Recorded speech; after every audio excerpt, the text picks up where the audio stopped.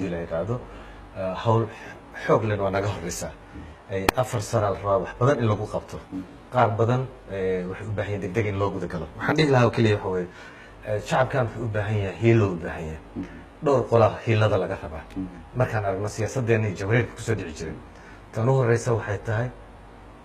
caa'ilada madaxweynaha laftirkiisa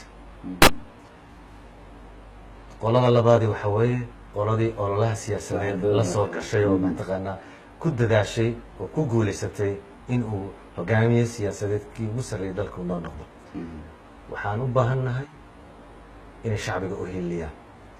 oo ayan arrimaha ay ku talinayaan ama agdhowaashahooda inaan shacabkaani dhib ka soo gaarin inay ka faa'iidaan maahane barwaaqan ay ku gaaraan waxaa kaloo iyada loo baahan yahay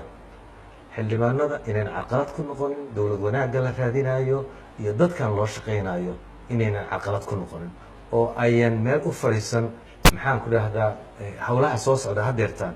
laga fakaro sidii haddeertaan Dr. Bailey uu sheegayo sida loo kala karti badan yahay sida dalkan looga saari karo dhibka looga saari karo inta mudan oo ka bixi kartaa hawshaas si loogu dhiibi lahaa inay qayb ka noqdaan hoggaan ku noqdaan ayan ku noqon xoog maxaan ku dhahdaa isaga gadaal u jiida inay noqon tan labaad dadweynaha waxaan u barannay Soomaaliya hal xafiis in laga xukumo meel madaxweyne uu fadhiyo qof kasta wuxuu rabaa inuu meesha tago dan kasta in meesha la geeyo wax walba ay ku xirmaan madaxweynaheenna hadduu habeenkii soo jeedo maalintiina uu jiifo shaqo nooma qabsoomaysa waxaa la rabaa in la kala furdaamiyo madaxweyne